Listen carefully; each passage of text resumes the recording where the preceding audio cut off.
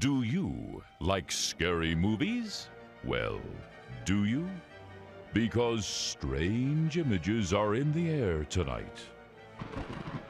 I've sent Quasi deep into the vault to pull out some of the scariest movies ever made. So turn out the lights, get close to someone you care for, because it's time for Zomboo's House of Horror Movies.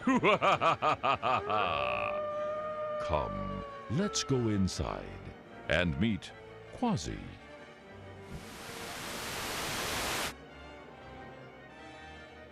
Miss Transylvania.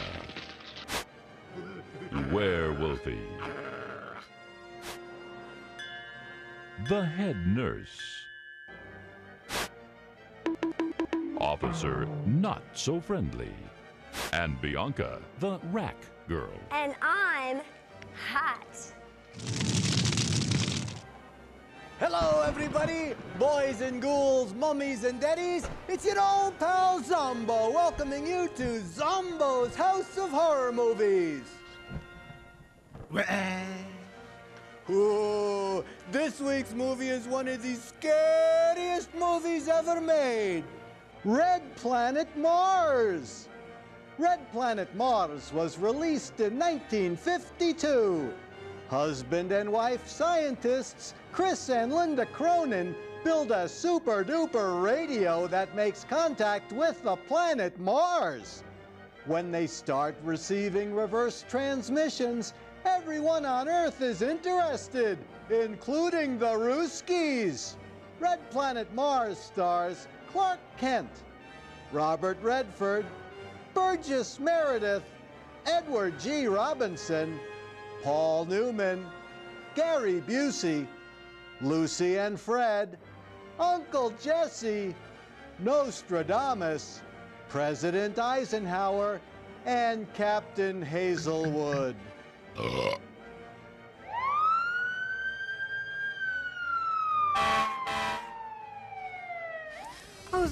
Zomboo, the castle is on fire. Oh, no, it's not, my dear. I just put one candle on your birthday cake for each year old you are. And things got a little out of hand. So I asked the fire department to help me out. Happy birthday, my dear. Well, did you buy me a present? Of course I did. I bought you a little something to help you apply your makeup with so you'd look beautiful on your birthday.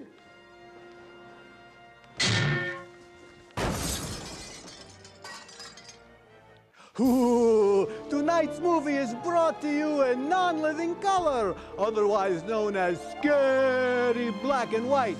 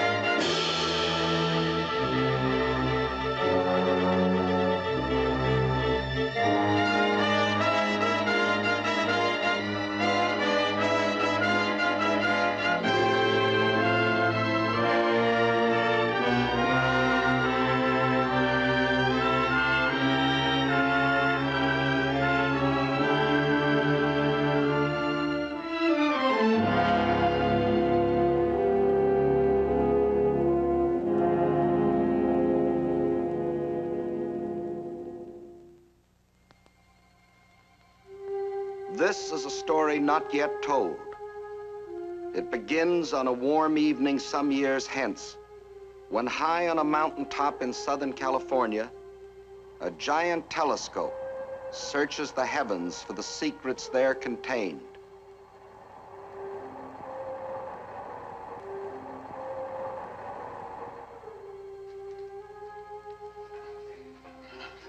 You can't see it with the naked eye, but the micrometer shows it clearly. There's no question of the change in altitude. Hello, Chris. Hello, Linda. Hello, Doctor. Sorry to have kept you waiting. They certainly tuck you in up here. They wouldn't even let us into the viewing room. They've classified the sky top secret now. Louis, ask Felder to develop these as quickly as possible. Yes, sir.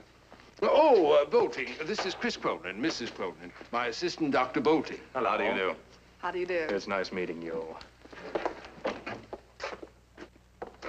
Well, I hope you don't mind my tagging along. Oh, not in the least.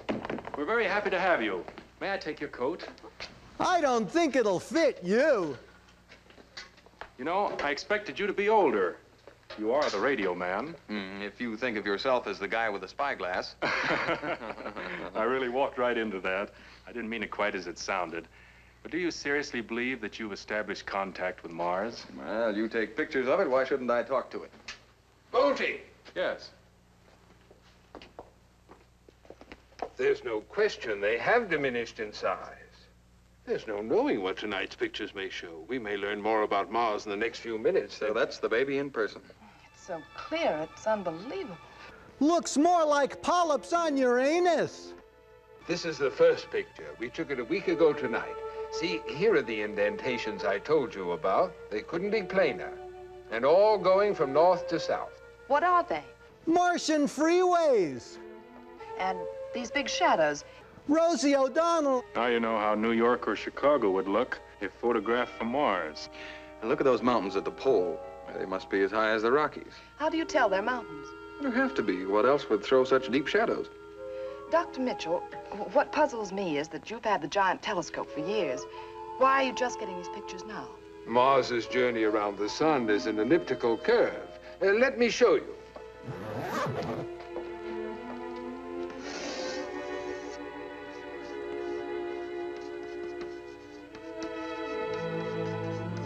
It's now at perihelion, about 35 million miles from Earth instead of the usual 63.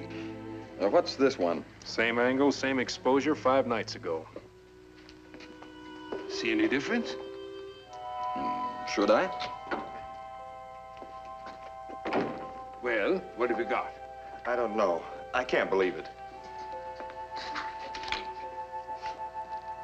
Well, The mountains are gone, and the poles are level. You can't wipe out mountains taller than the Rockies in the space of a week. Bolting. Look at the canals.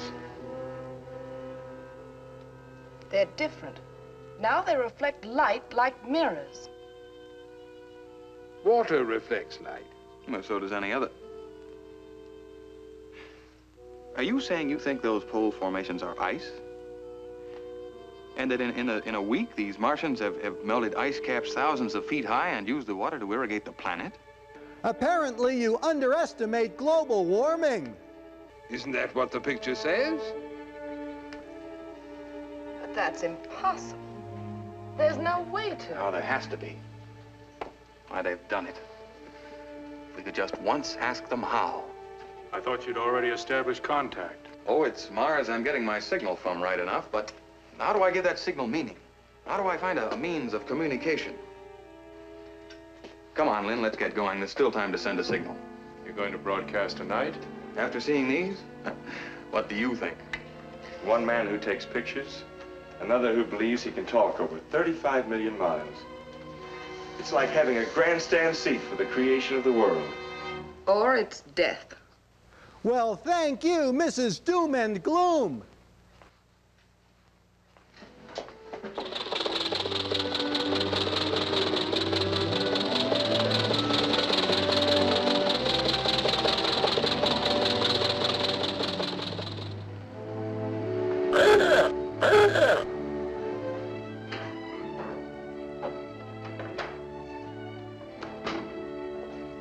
Where are you going, Lynn? Just want to have a look at the kids.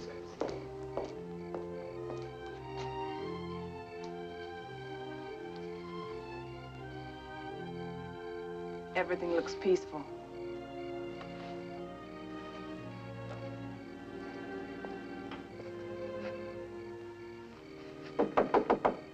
Hi, son. But we'll be over at the lab. Don't stay up too late. Chris. Don't send a message tonight. What's got into you, Linda? Ever since you saw those pictures, you've Fear, been... Chris. Always eating fear. The whole world's scared. Why shouldn't I be?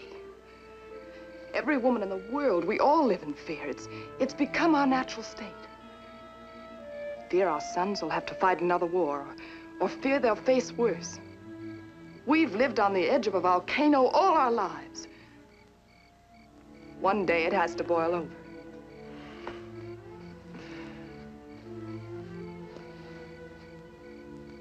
Me talking to Mars won't affect Vesuvius, Lynn.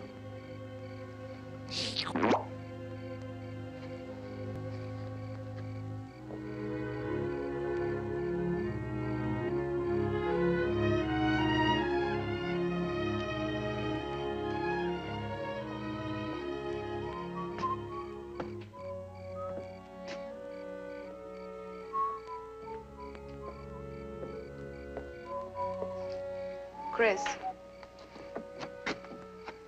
how can you be so sure? Don't you understand? Science has made the volcano we're sitting on. Nobel invented dynamite to ease man's life. It's eased a good many into annihilation. Einstein split the atom to create energy. Is terror energy? Well, that's rubbish, Lynn. Scientifically, we've advanced further in the past 60 years than we have in the previous 2,000. Radio, television, automobile, airplane, atomic fission, jet propulsion. And now, well, you saw those pictures tonight, heard what Mitchell said? If we can once talk to Mars, we may be talking to brains as far ahead of ours as ours are ahead of monkeys. In one moment, we may be able to leap ahead another 2,000 years.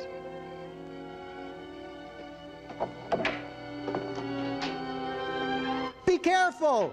Don't bump into the H-bomb! And you'll have done it. Wasn't me. You'll be the next to advance science. And maybe us. Right into oblivion! Linda. I'm sorry, Chris. But when I saw those pictures tonight, Those are different pictures. it all seemed too imminent. Well, sure, it's imminent. It's what we worked for, isn't it? Why we built this lab, assembled the transmitter. It's why we've worked together all these years. They've been good years, Chris. Well, they've been great years. But what do you want me to do now? Get a crummy research job in some plant? Maybe in 20 years, get a paper published in some scientific magazine? Now, when we're on the verge of accomplishing everything we've worked for? All right, Chris. I'm ready.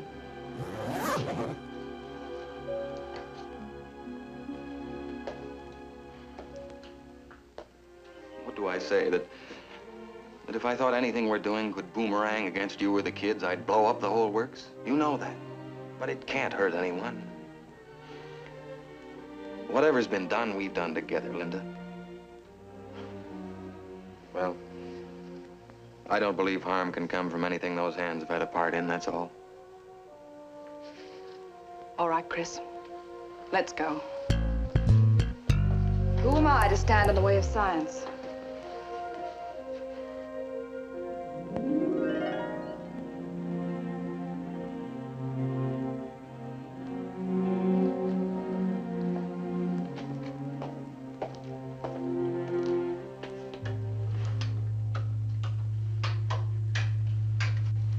Turn it on.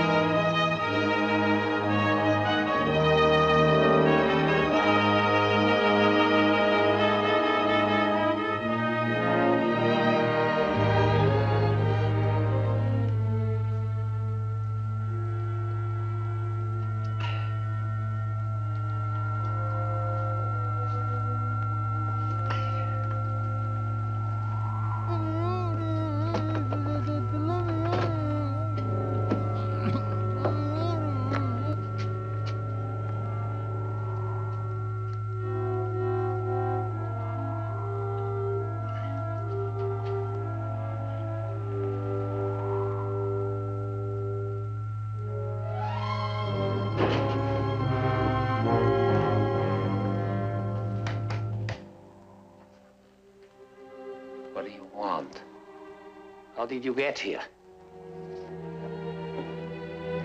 How did you track me down?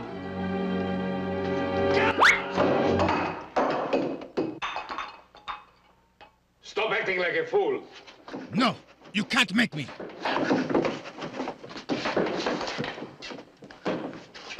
I told you not to follow me.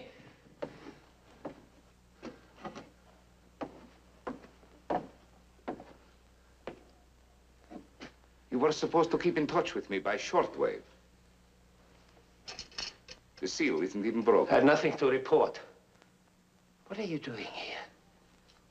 Answer me! You said you would establish contact with Mars. That was your commitment.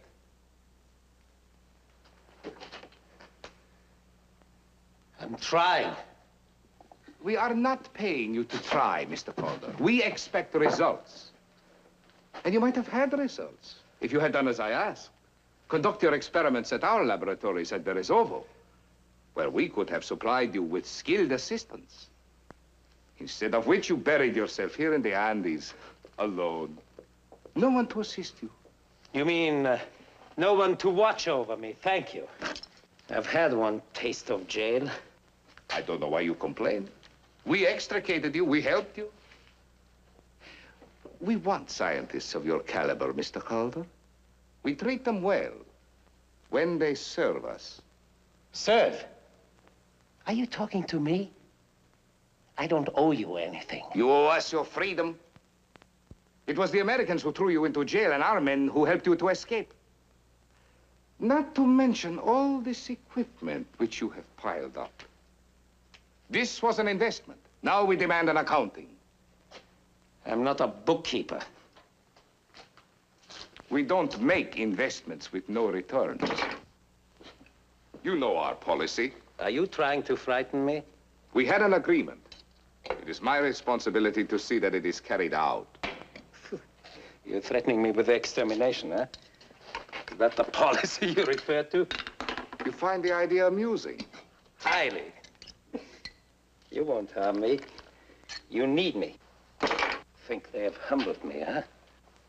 Bringing me, Franz Calder, to this. Cringing, hiding. Just another rat in his hole. You want some cheese? But all this won't last. The rat will come out, and then the world will listen.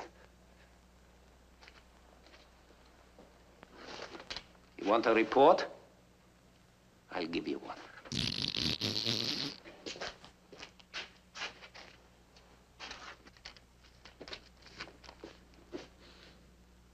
You can tell your masters that I've failed in my experiments. I've not been able to establish contact with Mars. Their money's been wasted. It is not a report they will appreciate. Still, they won't exterminate me. Of that, I wouldn't be too sure. Because you can also tell them that the Americans who stole my valve have succeeded. They have established contact with the Red Planet. Wait outside.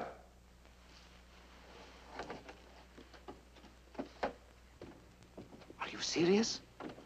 Newspapers will tell you as much in a few days. It's not in the American character to keep silent about success. But that's incredible that they should actually... Why? You expected it from me. But you said that your equipment was the best in the world, that no one could duplicate your developments. I forgot the 7-year start the American had on me. 7 years while I was in jail. 7 years. Don't let's start that again. What shall I report?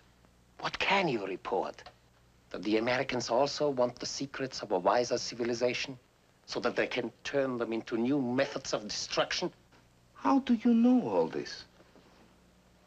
Because I'm the one other person with a hydrogen valve. I alone can pick up their signals and the replies. Then you can give us the questions they put to Mars and the answers they receive. Yes, exactly. And that's why I can laugh at your threats. Do you still want to kill me? Oh, don't talk like that. Nobody is threatening you. You're invaluable to us. Until we find out your secrets. It's not who gets the information first, but who first puts it to use. Oh, my dear friend. You must let me send you a less monotonous diet. My diet's already taken care of. I did not spend all your money on equipment. Is there anything else you need? Yes, one thing. Let's drink to it. Well, by all means, my dear fellow.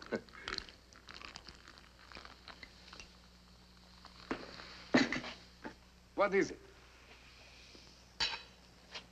Your absence.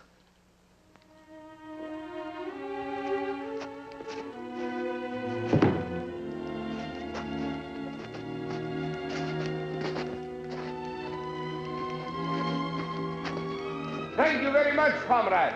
Considerate of you, leading us to his lair.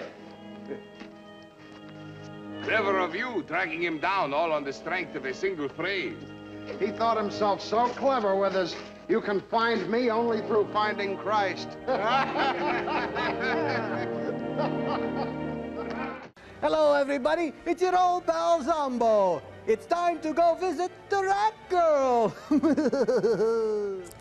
We'll be right back to our very scary movie after these important messages from our sponsors. Hello, everybody. It's your old pal Zomboo down here in Zomboo's Dungeon Art Gallery.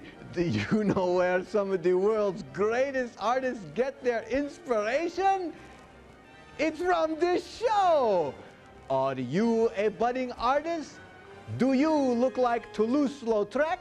Or do you have a strange affinity for body parts like Vincent van Gogh or Mike Tyson? Maybe you have artistic ability. Can you draw Quasi the Hunchback? Well, here's your chance to show your art to the world. It's time for Zomboo's Scary Picture Gallery. Let's look at tonight's picture of the week. Today's picture was sent in by the girl with bad breath, Banaka. Oh, I'm sorry, I mean Bianca, the rat girl. Let's go in for a closer look at this very interesting and scary picture.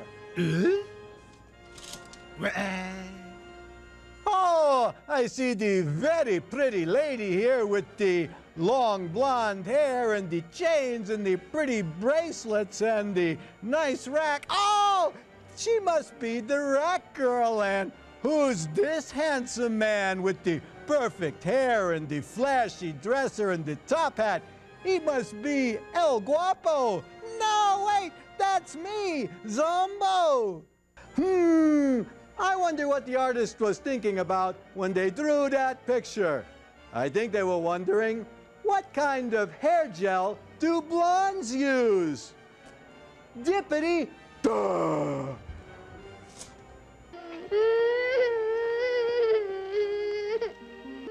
I don't know why you're crying. We have to watch the whole movie.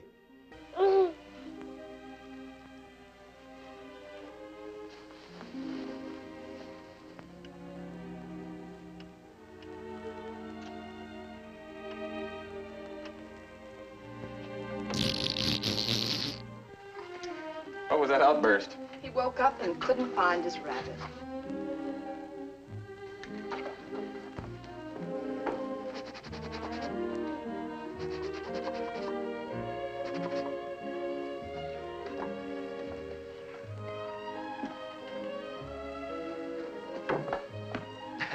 Thanks. I guess I better get the... Here's your carbona.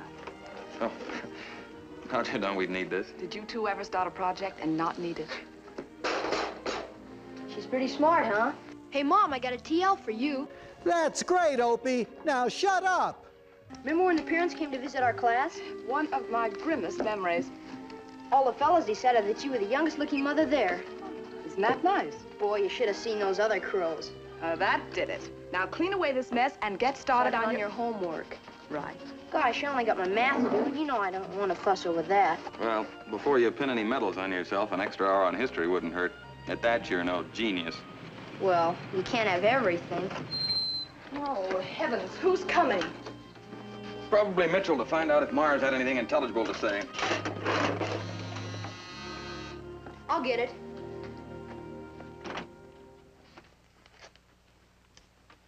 Is Mr. Cronin in?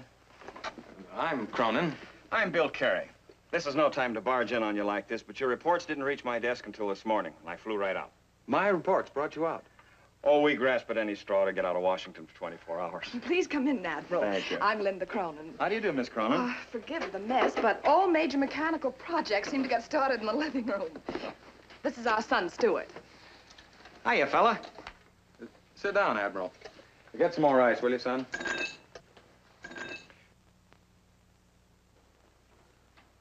Stuart, you will have a drink, won't you? Well, at this hour, I can't claim the sun's not over the yardarm. Are you the Admiral Carey who broke the Japanese code? My one claim to fame. But confidentially, wasn't a very good code. Come on, Stu. Oh, you don't know how glad I am to see you. We didn't know if you'd even bother with our show here. Rose to it like a marlin. But what beats me, if you are getting messages from Mars, how have you kept it out of the paper? Well, we're not getting any messages. Not yet. You have no messages.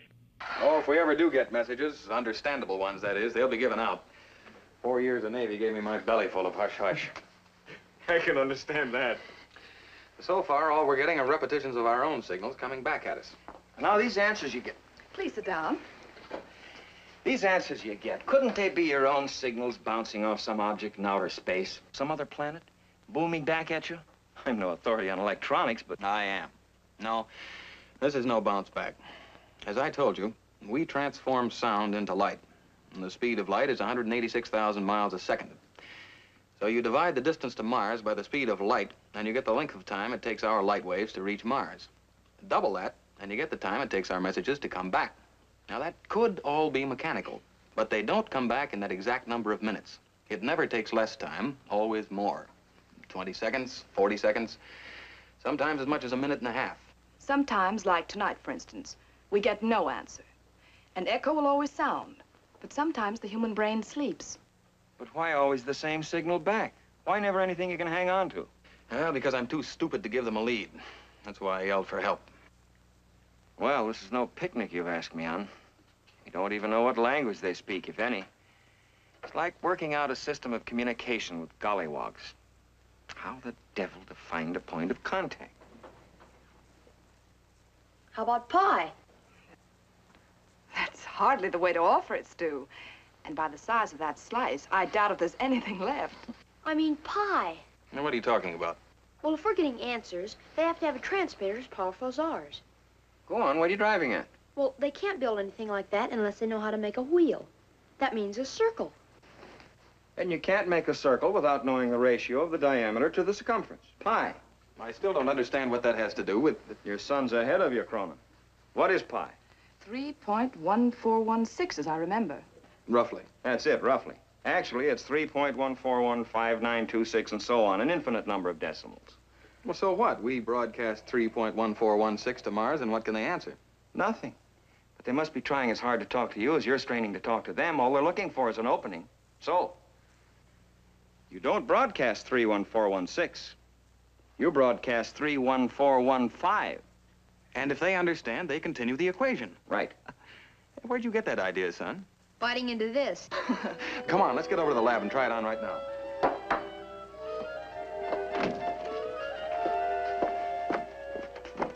Aren't you coming? Oh, don't mind me. I'm just the babysitter around here. If this comes off, I'll wake you when we come in. What makes you think I'll be asleep? 3, 1, 4, 1, 5. Bingo! 3, 1, 4, 1, 5. Shut it off.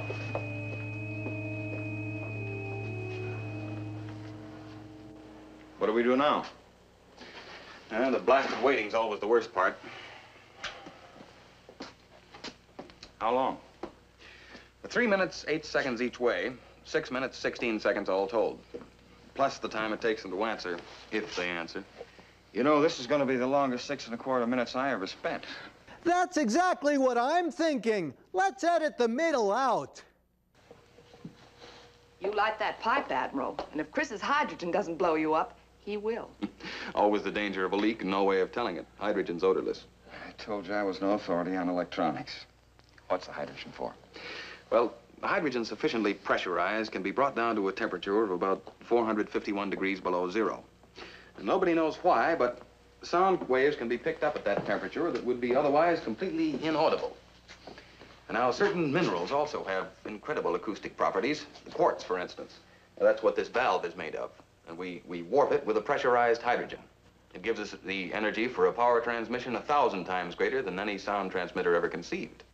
There it is. The red planet Mars. For over 2,000 years, the symbol for war.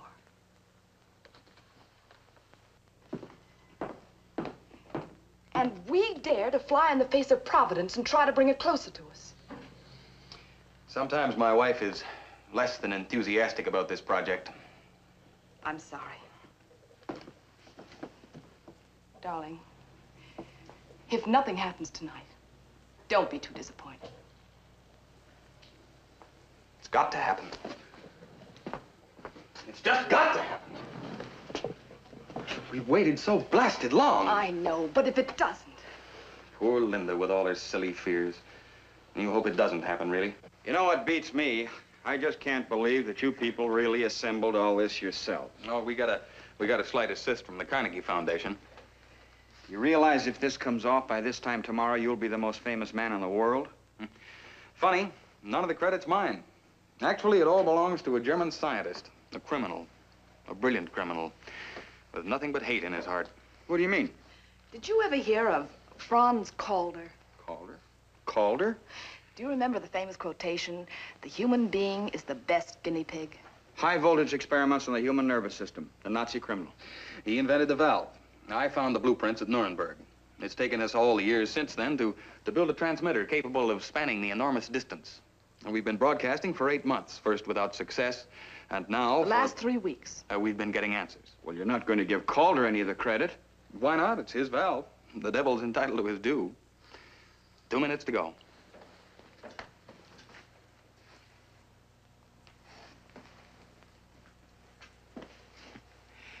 I wonder what kind of a world we're opening the door on. You'd wonder even more if you saw the pictures of Mars that we saw last night. Ice caps, thousands of feet high, melted away in a few days. Oh, those people must use atomic power as we use water. If we had that power, why, the largest liner would cross the ocean on the energy contained in one lump of coal. Mm-hmm. Then what would happen to the people who own and work coal mines? Well, what happened to the people who owned or worked on canals when the railroad started? Still, Mr. Calder will have had his effect on the world. Wonder where he is now. Where are all good scientists we don't hear of? In Russia, I suppose. 10 seconds to go. Switch out the lights, will you, darling?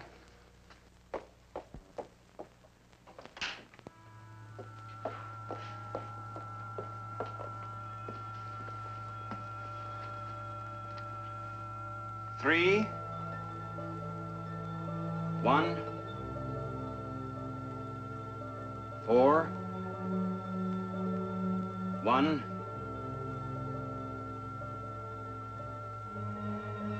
5, 3, 1, 4, 1, 5, 3, 1, 4, 1, 5. Our own signal back, the same blasted story. Chris, look! 9, 2.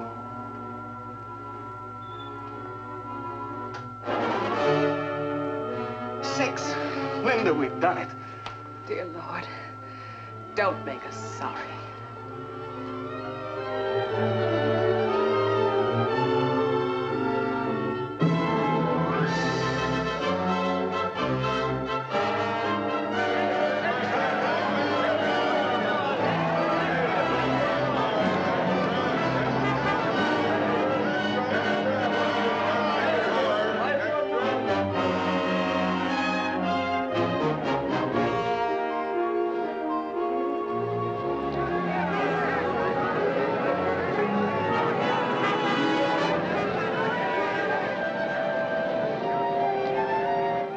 The Martians are coming! The Martians are coming!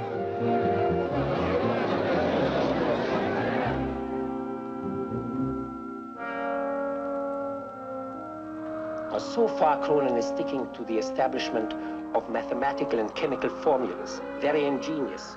They were able to frame a few questions. I read all that in the papers. What about you? Have you contacted Mars yourself? You're a fool, Eugenian. If I can read their messages, they can read mine. Why should I let them know that they have competition?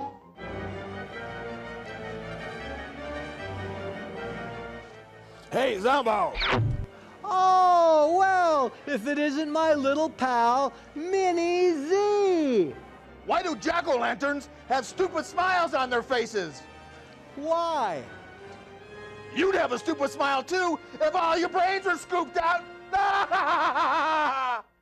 Oh, would you like to meet Britney Spears?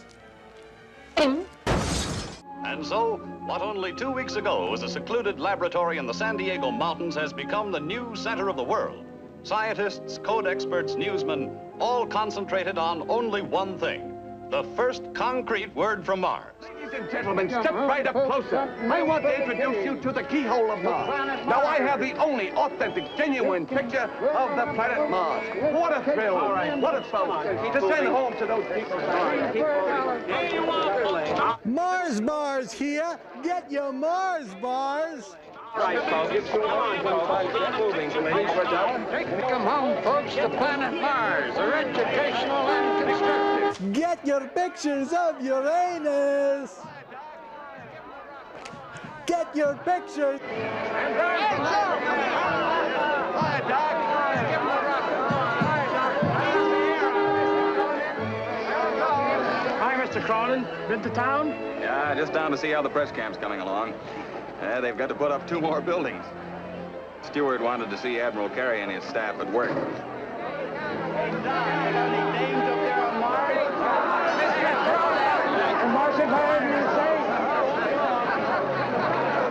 Итак, всего неделю тому назад еще никому неизвестный молодой американский ученый по фамилии Христофор Кронин, живущий и работающий в своей лаборатории близ города Сан-Диего в Калифорнии, стал центром внимания всего цивилизованного мира.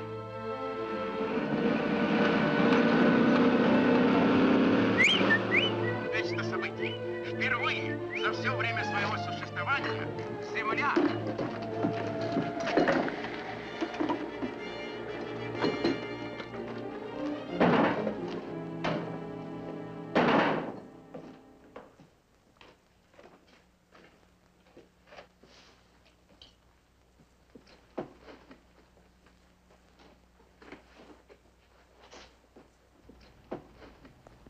We're just sitting around being poor.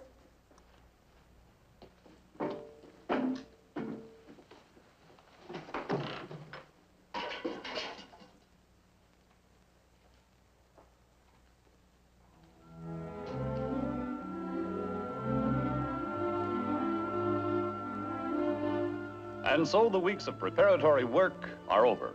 Communication with Mars is now a reality. Tonight has brought us the first real information about life on that distant planet. They were asked the average lifespan on Mars. Their answer, 300 Earth years. That 300 years. I hope not your mother. Our regular program.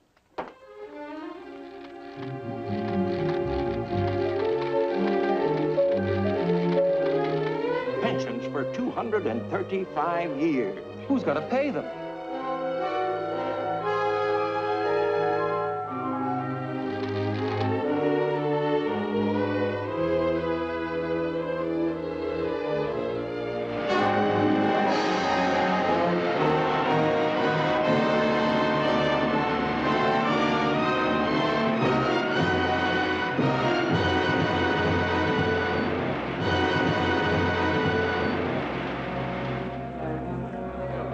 The future of the livestock industry is at stake.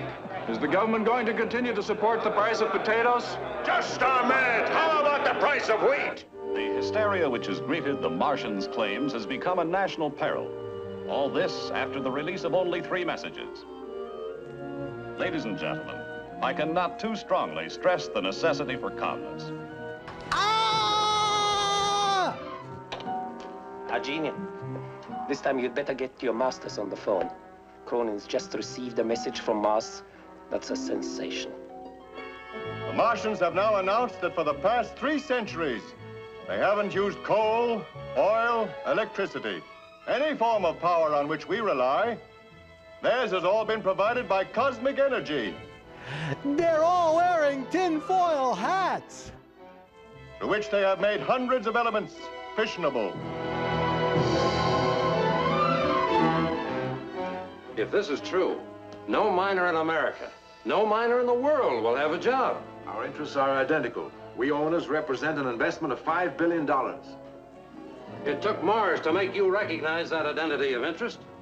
Well, the oil men are in the same boat with us. And let them bail it out. Oil is no concern of ours.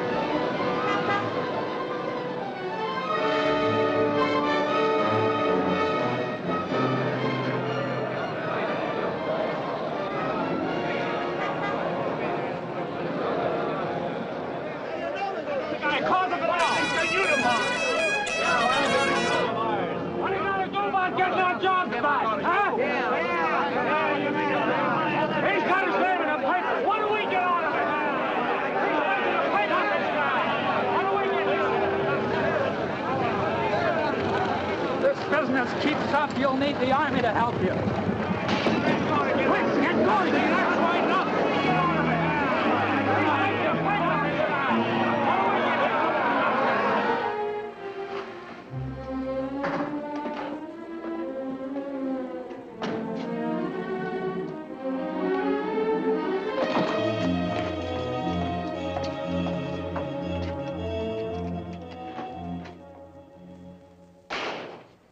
Hi, Dad. You're just in time for the news. I've had enough news for one day. Meanwhile, this morning, every American bank had long lines of depositors waiting to withdraw their funds.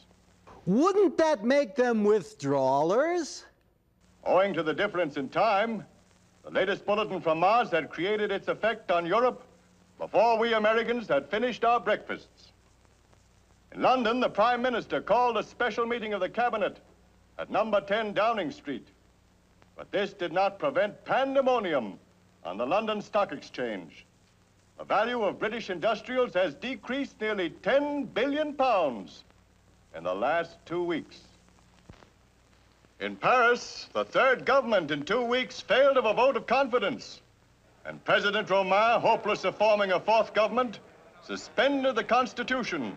Hey, where'd you get that widescreen flat-panel digital TV in 1952? Marseille and other French cities. Meanwhile, in Rome, the Holy Father urged a policy of patience and of faith. Turn that blasted thing off. Just on another minute, Dad. But in Milan and Genoa, there was widespread rioting. Turn it off, I said. They gotta hand it to you, Pop. When you blow the lid off, you really blow it off. Well, that crowd out there's mad I enough. thought I told you to stay out of the street. I just wanted to take a look. Haven't you anything better to do than lollygag around where you haven't any business?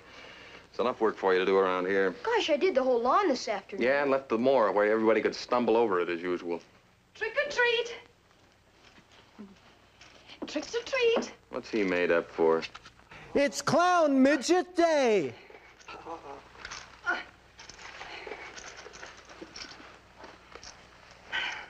Halloween, remember? And children like to go out and play trick or treat. That is, children who can get out of the house, too. And little boys who can't, they still like the fun of getting dressed up. I just pooped. You look scrumptious, son. See? Bottle tops. Trick or treat? Next year, we'll go trick or treat. How'll that be? On your way, boys. And hands washed. Stu, will you see that he's polished up? Oh, Mom, again? Please. Be a good boy. I'll be in a minute, dear.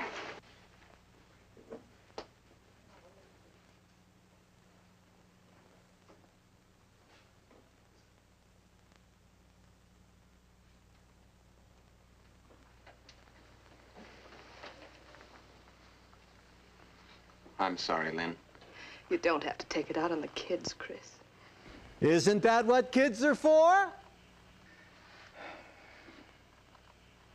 I'm sorry.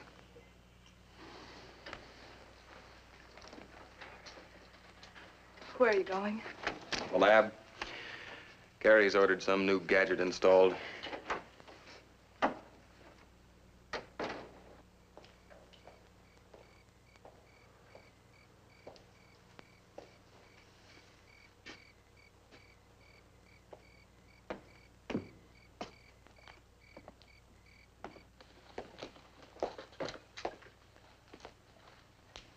How's it going?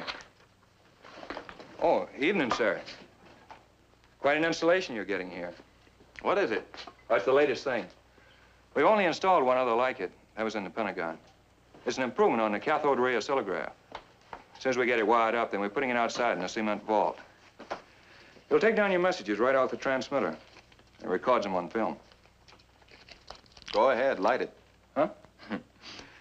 Be interesting to see if the place really would blow up. Товарищ дежурный, передайте товарищу Арджиньяну, что Кольдер его вызывает. Слушай.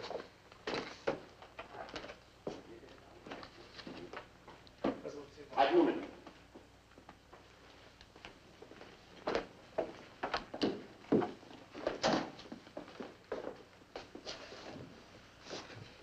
Go ahead, Calder. This is Argenian. Are you all right? Don't worry about me. How about you? How are you, Argenian, huh? That's foolish of you to go where those monsters can lay hands on you. Shut up, you fool. Премьер спрашивает, есть ли другие новости. Are there any more messages? Mars seems to have run out of messages for the moment. Чем интересуются американцы? What are the Americans asking, Calder? If you can tell us that. As nearly as I can understand, they want to know how the Martians, if they use cosmic power for everything, are kept from blowing each other to bits. Send us the messages as soon as you get them. There must be no slip-ups. Is that understood? Haven't you got your money's worth yet? Не беспокойтесь, товарищ генерал. Не думаю, что американцы... Is this dog, Calder, reliable? Я сказал вам... In English.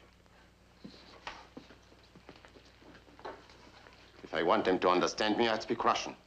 Why didn't you insist on him coming here to work? I couldn't insist. He would have destroyed his valve. He's a madman, a lunatic. The world is full of lunatics. They want to start a war now. Now, when there is no need. Stalin did not dare precipitate one because he could not defeat the free economy of the West. Now the economy is shattered. The strength of the Western world fades like a dream in the night. Their civilization perishes. Lenin dreamt of the world in his hands.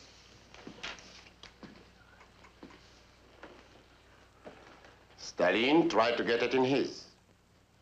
Our premier will succeed. We will build our new world on the ruins of the West.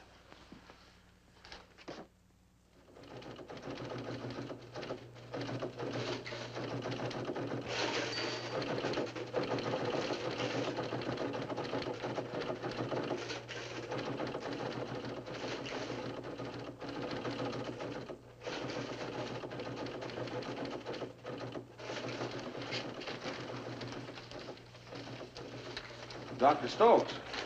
Yes. Yours is identical with Robert's translation. It can't mean anything else. How do you explain it? I don't even try. All the other messages deal with such abstruse scientific data that we can't make any headway. Then out of the blue, this. Why, it's... It's inspiring, Admiral, if nothing else. Get me the Secretary of Defense. He's at the White House, sir. Prepare a memorandum to him. Aye, aye, sir. Eyes only. Eyes only. We can't risk the Russians decoding those messages. Then write them in Russian. I certainly don't want war. But Moscow, Leningrad, every nerve center in the Soviet Union must be wiped out. Vodka will take care of that. I cannot fly in the face of 180 years of American history. I cannot start a war. A month from now, we may not have the strength to fight one. And the Russians may have in their hands the power. No. This country will not launch a war. Mr. President. You still know my first name, George. We've served a great many years together. And there's never been a day when I couldn't happily go along with any decision of yours. But I have a responsibility to this country, too. And I can't stand by and see it destroyed. Our difference is that I don't believe it can be destroyed by 13 slips of paper covered with obscure symbols. The Japanese Empire was destroyed by a slip of paper covered with obscure symbols. Once those symbols were translated into power. Excuse me, sir. Yes. You said to interrupt the men that they arrived, sir. Oh, yes. Have them come in, please.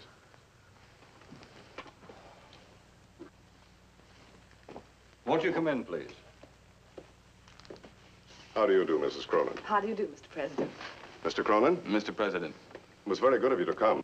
I'm only sorry you didn't bring your boy with you. I wanted to meet the culprit who started this whole business. Oh, Mr. and Mrs. Cronin, Secretary of Defense, Mr. Sparks. How do you do? Mr. Sparks. Mr. Cronin. And General Burdett. General Burdett. Hello. Won't you sit down, please?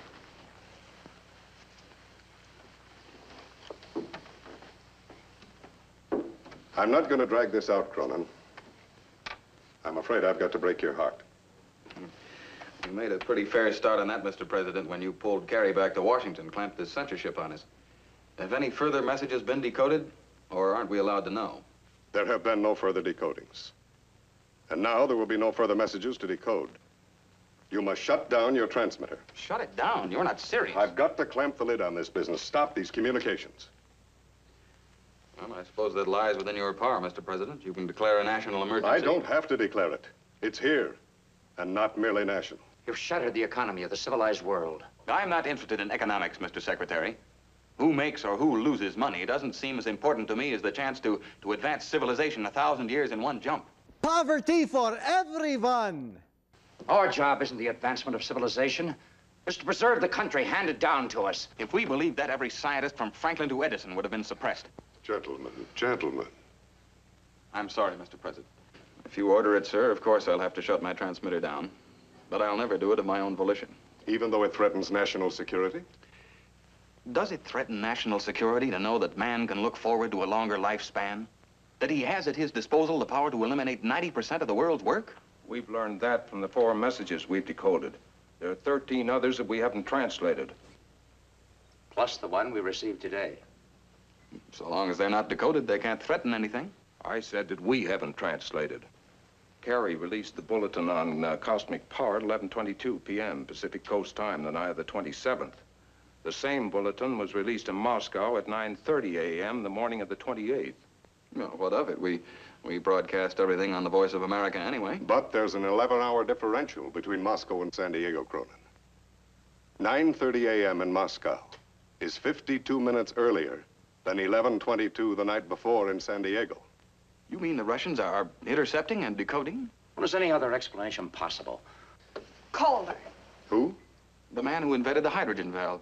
It's the very heart of the transmitter. Now you see how important it is to stop your communication with this other planet. I see now why they can't be stopped. What do you mean? If Calder can pick up our messages, he can also pick up messages of his own. We may stop, but he won't. And then our national security really is threatened. Yes. For the Secretary, Mr. President, eyes only.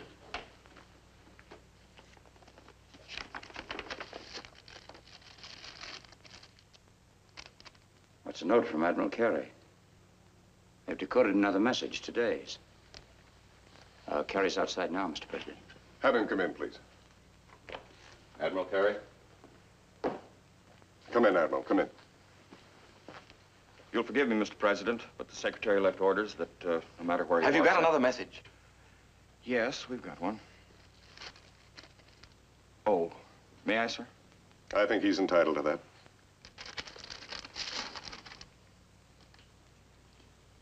Well, this is nonsense. It's impossible. What is it, Cronin? You remember, sir, we asked them how, with their free use of cosmic energy, they were prevented from blowing each other off the face of the map. If they have an answer to that, I'll welcome it.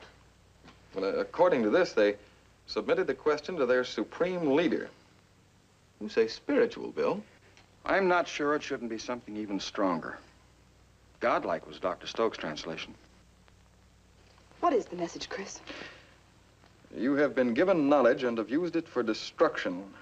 7 lifetimes ago, you were told to love goodness and hate evil. Why have you denied the truth? The Sermon on the Mount. On Mars. But don't talk nonsense, Linda. Love goodness and hate evil? What else would you call it? Well, I don't understand it. I don't either, Chris. But I'm glad we installed the oscillograph, because once the messages are recorded on film, no one can accuse us of garbling them. Well, Mr. President, I said I'd never voluntarily suppress a message. But I was wrong. This one can't go out. Why not? Well, it doesn't make sense. It's not scientific. Oh, maybe it's the one scientific truth we've forgotten. You mean you take this message seriously? We took the other seriously, didn't we? If we were right to release one message, we must release this too. Mr. President, you know the panic those other messages have caused. Loose a wave of religious hysteria on top of it, and every crackpot and his brother will be lecturing on street corners. This is the scariest movie ever made. Mr. President, you're worried about national security. Is there one word in that message that threatens our security or anyone else's? And solution, there was none. Save in the rule of Christ alone.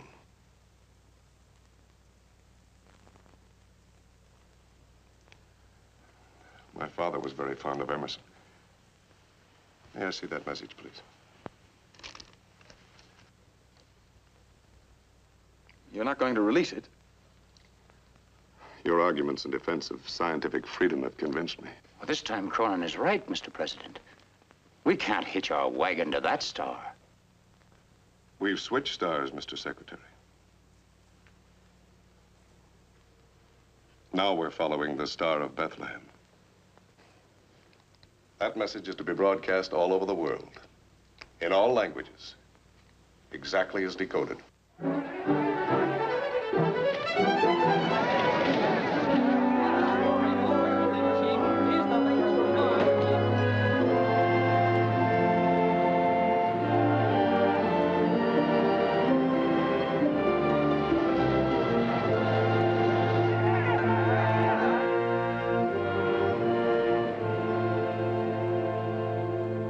Die letzte Mars-Sendung hat keine weitere Erklärung. Wir wissen nur, dass wir es mit einer Person von höchster Wichtigkeit zu tun haben. Полученная сейчас радиопередача с Марса пока не может быть полностью расшифрована. Единственное, что понятно в настоящий момент, это следующее. Исходит это сообщение от таинственного лица, которое марсиане называют высшее существо. Слушайте, что произнесло это лицо.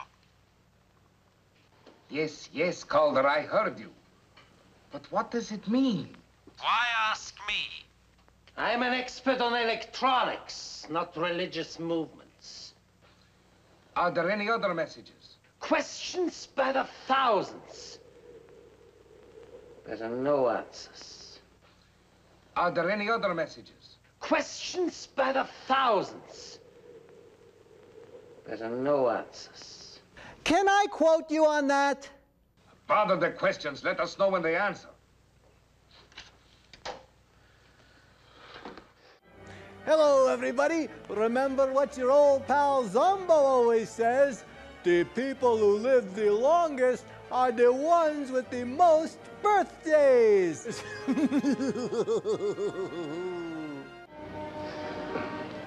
I know I am not alone in being struck by the phrase with which the message begins. 7 lifetimes ago are the words, but we know that the Martian's life is 300 years. So 7 lifetimes is about 2,100 years. Or, as near as one could ask, to the era in which the carpenter of Nazareth went forth to preach his message. Is it only coincidence that the message he broadcast 2,000 years ago should again be broadcast from the Supreme Being on Mars? If so, then how explain that this authority should know what we on Earth were told 20 centuries ago? Or is it possible that the man of Nazareth and the man of Mars are the same? Get them curlers out of your hair. What for? We're going to church, that's what for. Do you feel all right? Now, look, don't argue with me. Get the curlers out of your hair. Let's get dressed and get out of here. This ain't no time to take chances.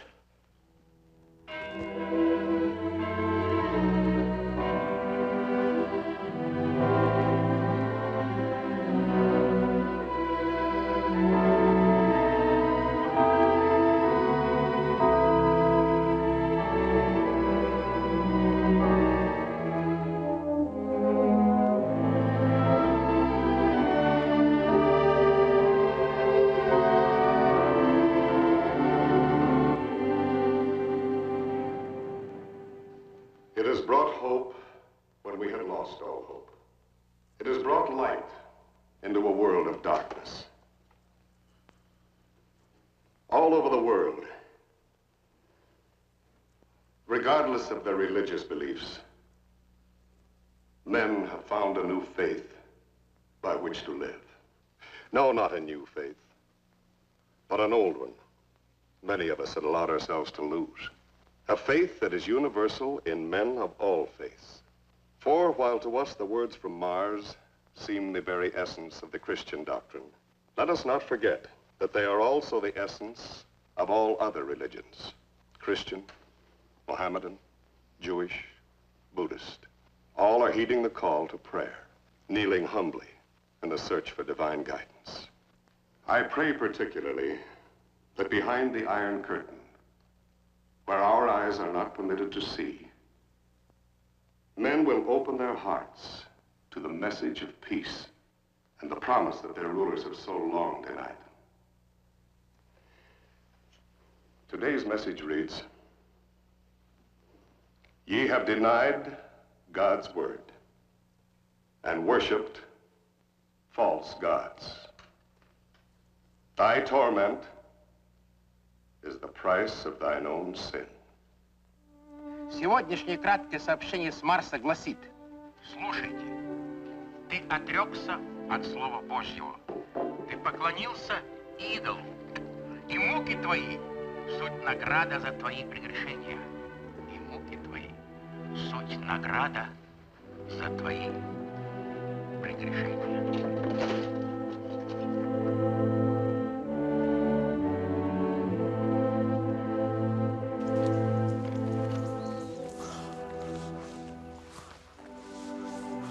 Over here! I found it!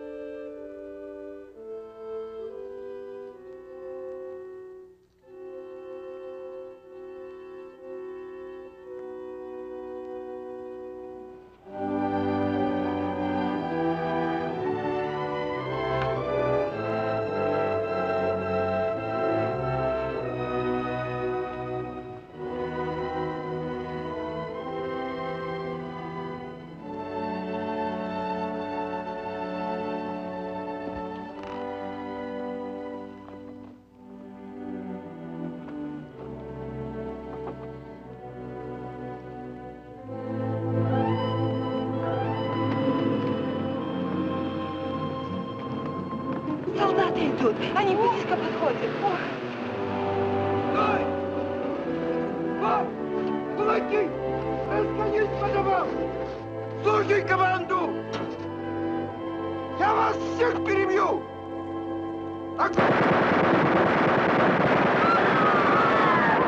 These messages are spreading all over the country. Poland, Romania, Bulgaria, and no one knows how. Villages that have never even seen the radio suddenly erupt. Have you heard the latest message? Is there another? The Americans released it an hour ago. Простите, товарищ генерал. He who follows the tyrant's banner shall wear the tyrant's chains. He who carries God's banner shall know everlasting life. Baton, do you expect me to tell them that? What you tell them is no concern of mine.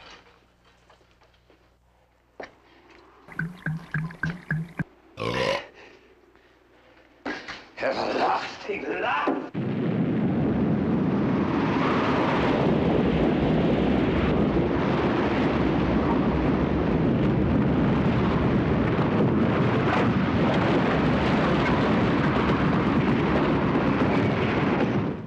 Hello, Calder. Are you there? Calder, are you there? Проснись. Come in, Calder.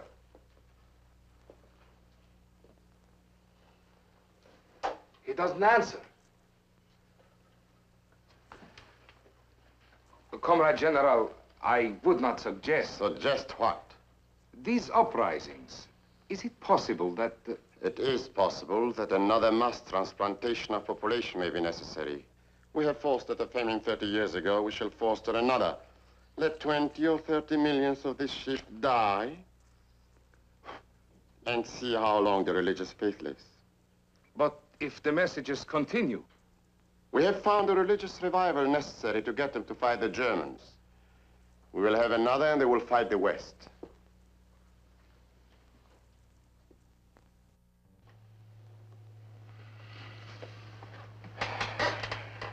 Are you sure the valve's working? Oh, I've checked it a dozen times. There must be some reason for their silence up there. Well, there can be 1,000. We've got 2 atmospheres to get through. Ours may be clear and theirs may be impenetrable, or maybe the transmitter's out of whack. Maybe the operator's got the measles, or maybe he's finished his allotted 300 years, or maybe... They've said everything they have to say. Why can't that happen to you? Calling 2B7XK. He won't answer. Come on. There is no need for me in there. You can have the honor of telling the Premier that your communication have bogged down. I don't want to answer his questions.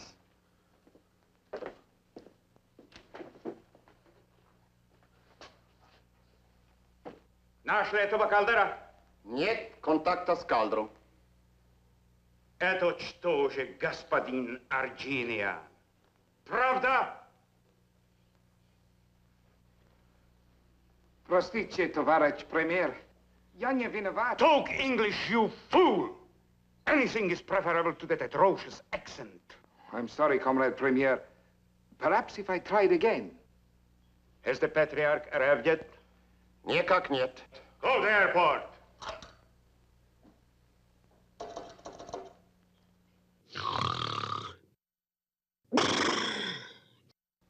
Well? There is no answer. Не понимаю. Что случилось?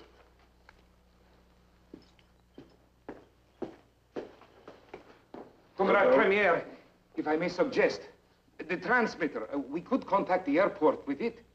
Harry! Продолжайте. До свидания. Никто не отвечает. Ну что же? We are trying. Что случилось там? Что тут делать? Look! The lights are still on out there. Товарищ Премьер. Singing. It was one of the favorite anthems of the cathedrals.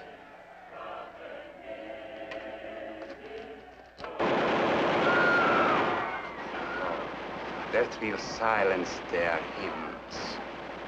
What do these superstitious peasants think they can accomplish against our guns?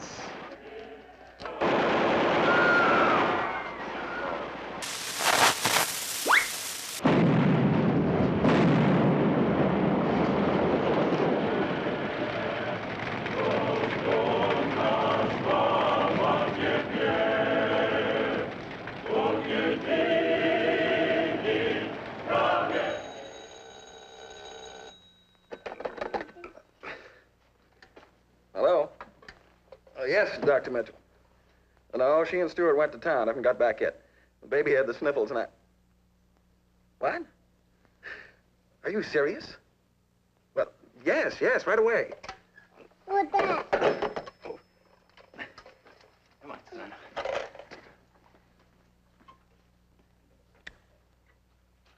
The first program ever to be televised to the Western world from Russia. Ladies and gentlemen, the British ambassador to Moscow. And I have been appointed to speak for my fellow members of the diplomatic corps. In days to come, thousands of volumes will be written about the miracle of these last 12 days. The miracle of a nation finding its soul. As the messages from Mars spread throughout the country, the heart of the Russian people began to swell with an old faith, and spontaneous demonstrations of that faith took place. From the churches, they moved on the jails, the fortresses. And here in Moscow, the arrival yesterday of the Patriarch of the Russian Orthodox Church provided the tinder that burned down the Soviet edifice. Thousands of the residents of this city are now dead. They died in the creation of a new government. The Patriarch as its provisional head. As the new leader of a new Russia, he will speak to you himself.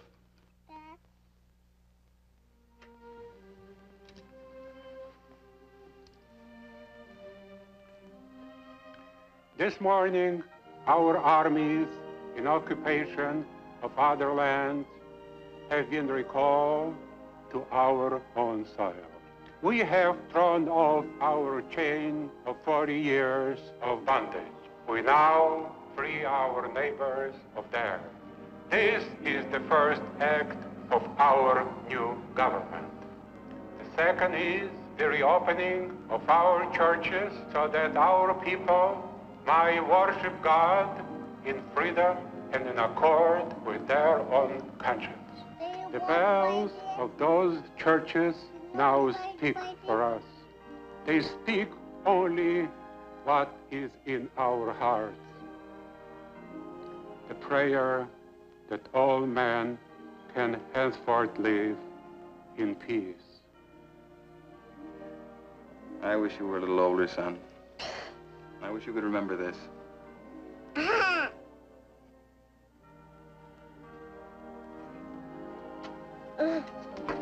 I have to go get.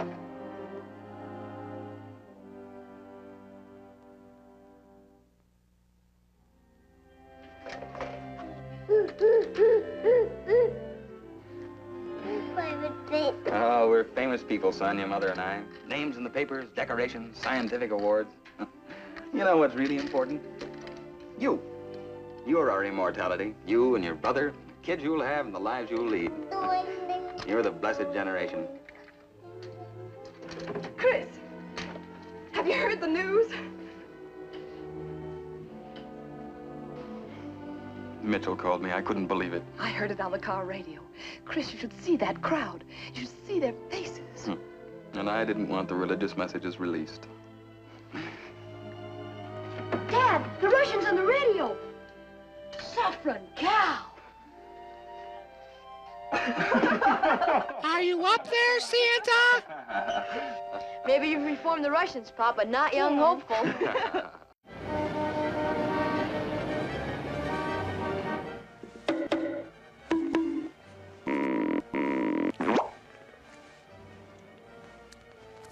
Dr. Zomboo?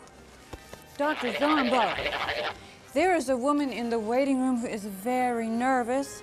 Oh, What seems to be her problem? She says every time she goes to the bathroom, nothing comes out but nickels, dimes, and quarters. Oh, tell her not to worry.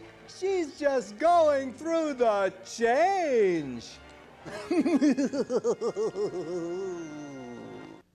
Lynn, Yes? suppose it's over. Communications, I mean. Suppose we never make it again. There's nothing wrong with the transmitter. Atmospheric conditions won't explain it either. No matter how bad they are, we'd pick up something. Would it really matter? We talk of their older civilization, and what have they given us? Nothing we couldn't have had all along. Prayers were given us long before wireless. Good evening, Mr. Cronin. Who are you? How'd you get in here? My credentials.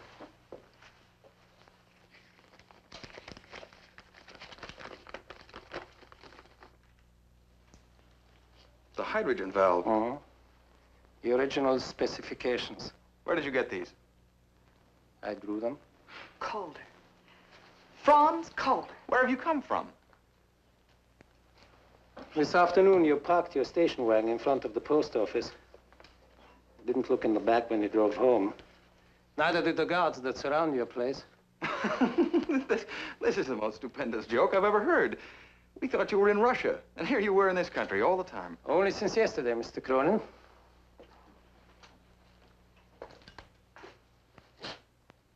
It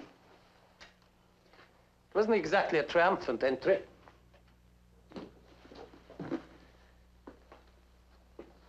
Mr. Cronin, did you ever have to crawl through the mud beneath a barbed wire fence? Hide like a hunted animal to avoid the border inspectors? Once when I was being hazed. In heaven's name, why? Why? I developed a dislike of jails. Jail? Are you out of your mind, man? Have you heard nothing of what's happened in the world? In spite of your record, there'd have been an open door for the inventor of the hydrogen valve. Which you stole. Well, don't talk nonsense. Your specifications became government property. Anyone had a right to use them. That's a matter of opinion.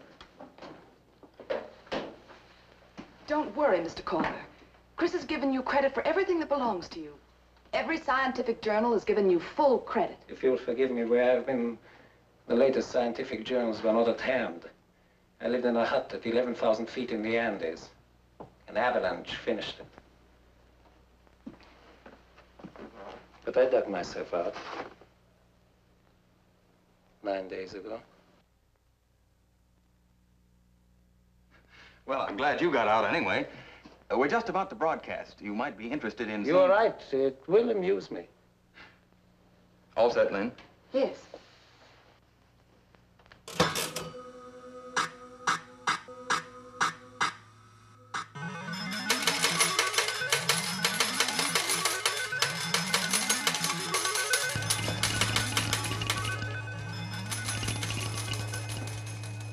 It's a shame you didn't get a chance to carry on your work yourself. In a small way, I did. You built a transmitter. Naturally. And then you might have picked up Mars. I tried. I never succeeded. All right, Lynn, shut it off. With your knowledge and the valve, you should have succeeded. Unless, of course, atmospherics play tricks at that altitude. On some people, Mr. Cronin. You won't mind if I take my coat off, huh? Yes, on some people.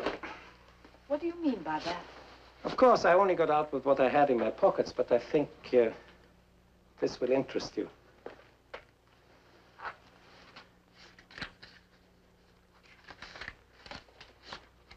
There are messages and the replies, all of them. The ones that weren't decoded, too. Then you did pick up Mars? No. How else could you get these? When did you hear from Mars last? 9 days ago, wasn't it? A little after 8 o'clock. Now, you figure the difference in time. And you'll find it was about half an hour before my set was smashed. I don't believe it. How slow you were in thinking up that pi formula. and the creation of a vocabulary. Aren't you grateful that I made it so easy for you?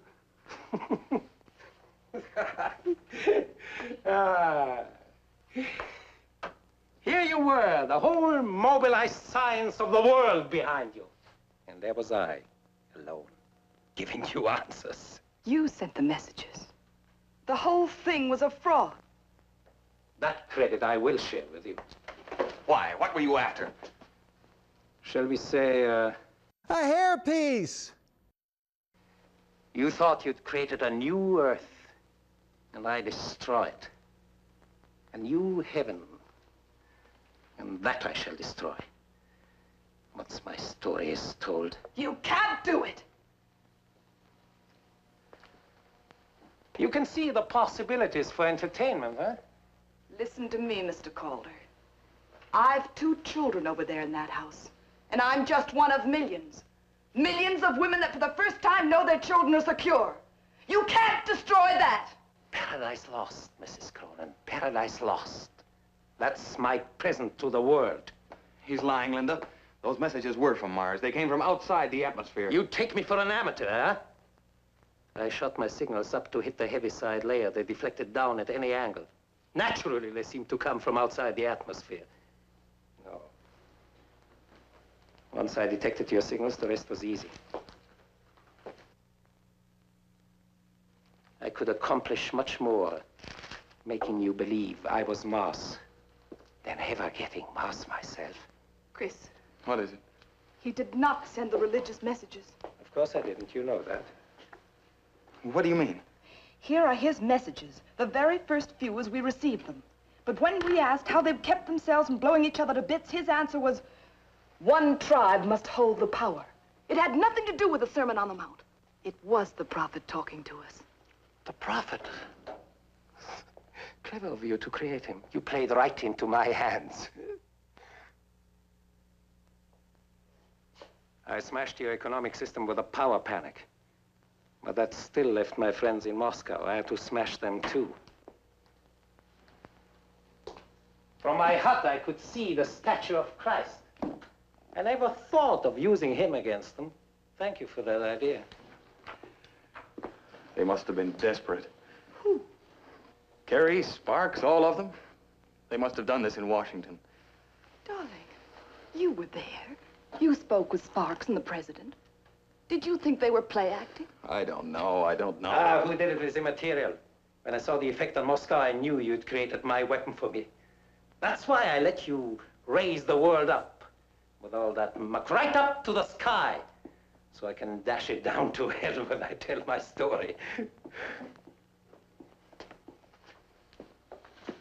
You can't do it, Calder. Who's to stop me? God? He had his chance 9 days ago. If I hadn't dug myself out, you'd have gotten away with your fraud. It was no fraud. You'd have won. It was no fraud. You don't expect me to believe those messages were not faked. We expect you to believe the truth, just the way the rest of the world believes, just the way we believe. But here is my proof. There have been no messages since my transmitter was shattered. How will you explain that to the world, Mr. Cronin? Sermon on the Mount. Peace on earth. No, Mrs. Cronin. You are not dealing with a superstitious peasant. If those first messages were fake, the last were too. The world will believe me, just as your husband believed me. And then you'll all be at each other's throats again. All of you. And I'll have done it. Better to reign in hell than serve in heaven. My favorite poem, Mrs. Cronin. The unconquerable will and study of revenge, immortal hate, and courage never to submit or yield. That's my God, Mrs. Cronin. Satan. Lucifer's my hero. God beat him. But I'll have beaten God And nothing will convince you. Nothing. It'll make a great musical.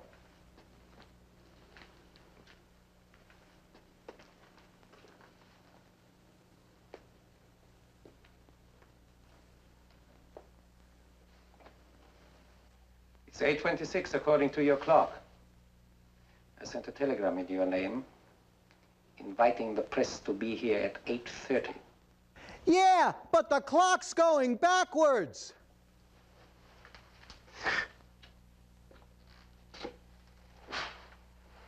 They were only to wait a few minutes before they hear my story.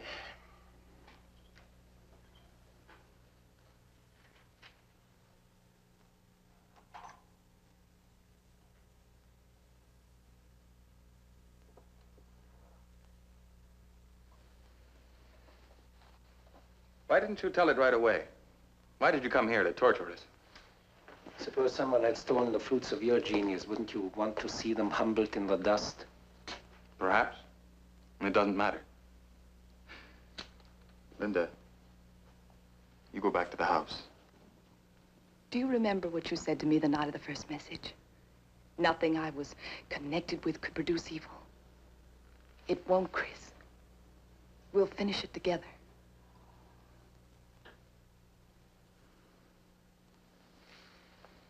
I want you with the boys.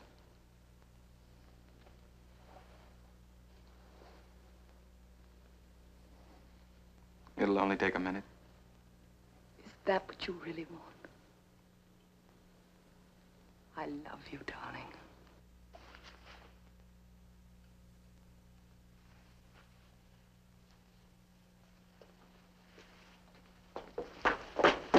You do think me a fool. You think I let you walk out of here to call those private guards of yours?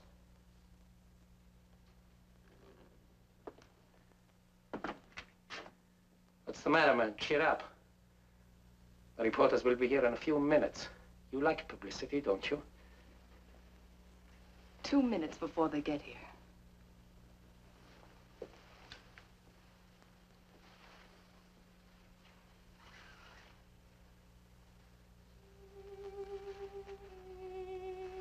Give me a cigarette, Chris. I can't go through with it, Lynn, not now. The boys are safe. This is their chance. Give me the cigarette.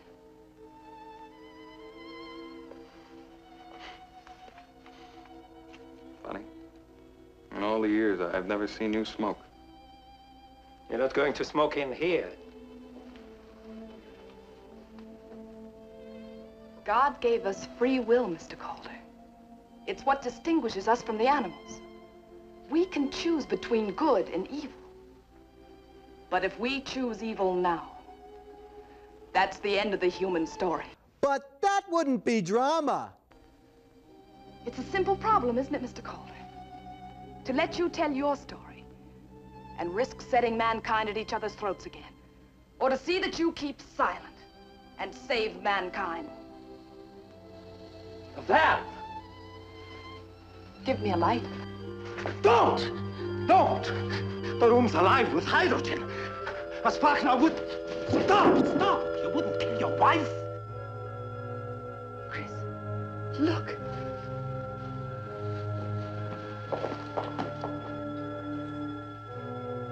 Now will you believe? Your set's destroyed. But there's a message coming in.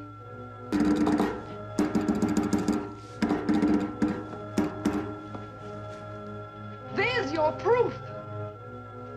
Oh, Zomboo, would you like a lemonade?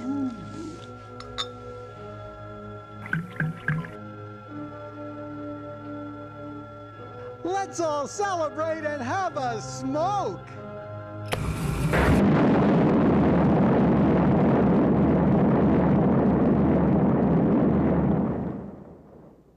We do not know and never shall what caused the destruction of that laboratory in California. We only know that Chris and Linda Cronin are gone. And that in our time there will be no more messages from Mars. For God, in his infinite wisdom, has decreed that the revelations which came through them, his servants, were sufficient to fulfill his purpose.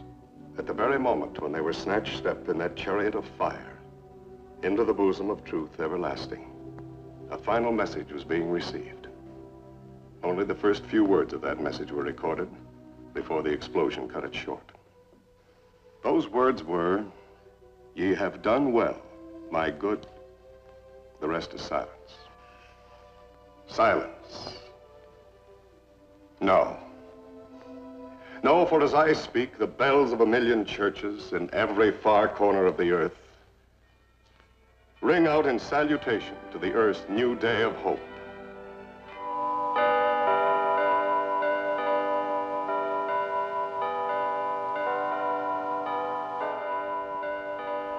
Quasi, is that you up there?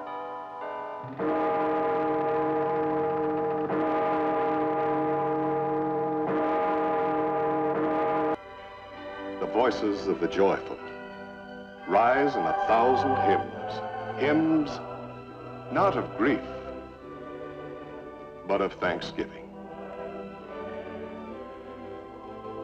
And mankind, kneeling in gratitude for its redemption, prays for the spirit of this man and this woman.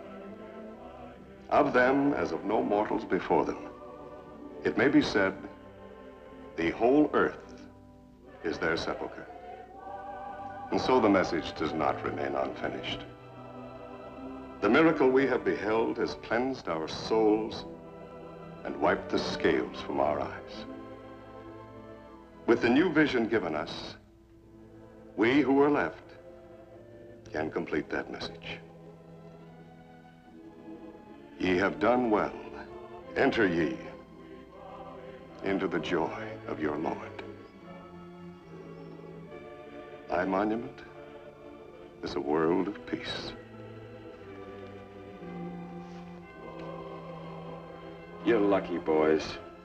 You're their sons.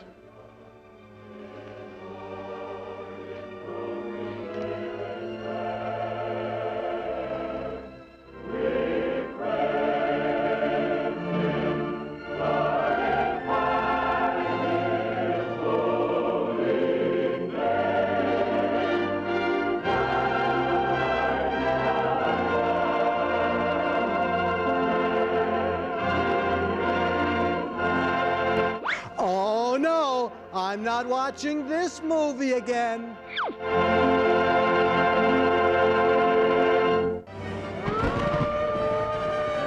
Ooh, now don't forget, boys and ghouls and mummies and daddies, tune in next week for another very scary movie on Zomboo's House of Horror Movies.